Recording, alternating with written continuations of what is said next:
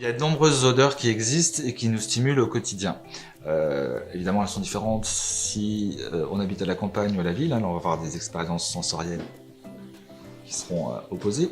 Mais au quotidien, par exemple, on utilise tous de la lessive. La lessive, c'est une odeur très très fine qui est toujours présente. C'est pas une odeur propre et pourtant, elle nous définit quelque part. De la même façon que notre parfum ou notre déo. Après, on a vu que l'odorat et le goût étaient très liés, donc il y a tout ce qui concerne la nourriture qui nous stimule, qui fait partie de nos choix.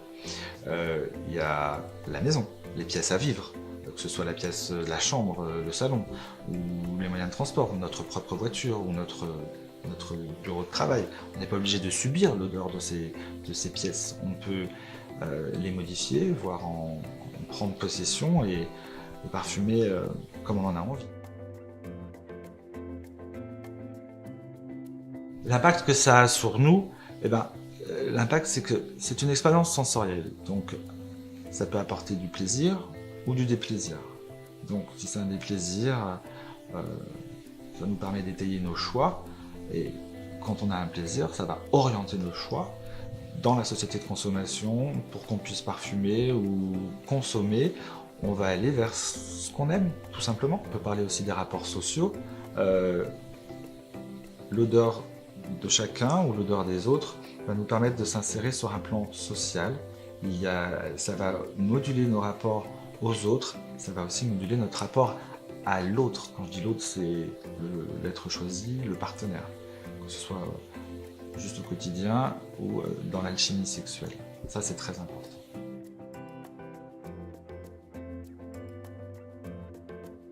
Le métro parisien aujourd'hui est électrique, il ne sent plus rien. Et pourtant, où que vous alliez pratiquement dans le métro, vous sentirez toujours cette même touffeur, cette même moiteur avec cette odeur un petit peu matricielle qu'on retrouve de partout. Parce que le métro parisien, il est parfumé. C'est comme une voiture neuve. Une voiture neuve, ça sent pas, ça n'a pas d'odeur. Et pourtant, pour qu'on soit sûr qu'elle soit neuve, elle a cette odeur. Donc on la parfume à neuf.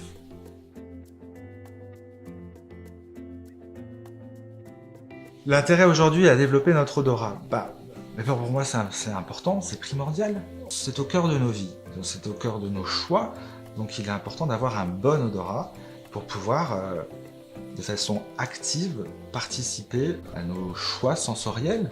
Et ça ouvre une autre dimension, une dimension supplémentaire, la dimension olfactive.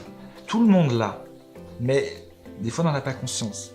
Un nez ou quelqu'un qui sent très bien, il sent pas mieux qu'un autre, c'est-à-dire qu'un critique d'art n'y voit pas mieux qu'un autre, il a juste un regard différemment aiguisé. Et apprendre à sentir correctement ou prendre conscience de son nez, j'allais dire voir, mais sentir plus loin que le bout de son nez, c'est quand même intéressant, ça peut ouvrir des horizons. Alors, la perte d'odorat, c'est quelque chose de catastrophique, de très handicapant, hein. Ça s'appelle l'anosmie, et qui dit perte d'odorat en général dit perte du goût, donc l'anosmie agueusie, même si on peut quand même garder certaines perceptions au niveau des papilles, il y a une grande perte du plaisir, et souvent ça entraîne un grand élan dépressif. Heureusement, c'est une des rares maladies nerveuses qui n'est pas, suivant l'origine, hein, mais qui n'est pas totalement irréversible. Alors, les exercices simples à faire au quotidien pour développer son odorat.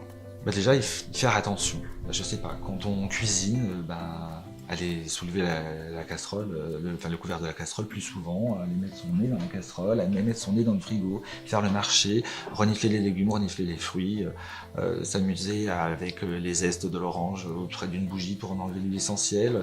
Ça, c'est par rapport à tout ce qui est de l'alimentaire. Sinon, au niveau cosmétique, piquez le parfum de votre partenaire et puis vous le découvrirez différemment, et changez de gel douche. On va souvent vers nos propres choix parce qu'on est enfermé, donc moi j'aime la vanille, j'ai toujours des produits à la vanille. Et puis l'autre c'est la menthe, un jour on va sentir autre chose et puis on va s'apercevoir que finalement la menthe c'est pas si mal. On est des fois un petit peu enfermé dans nos choix. Donc il faut aller s'ouvrir à choisir autre chose. En ce qui concerne les enfants, je crois qu'il n'y a pas d'âge pour commencer. On peut faire ça de la façon la plus précoce possible. C'est comme si vous me demandiez à partir de quand on peut regarder ou à partir de quand on peut entendre. Il n'y a pas de limite ni dans un sens ni dans l'autre. Le tout, c'est que ce soit fait de façon ludique, éducative, autour du repas, autour du marché. Il existe des jeux maintenant assez connus qui peuvent ouvrir à l'éveil, je dirais, de l'odorat. Il y a le fameux loto des odeurs qui est très sympa. Le bénéfice pour un enfant, c'est son éveil, c'est l'éveil de la personnalité, tout simplement.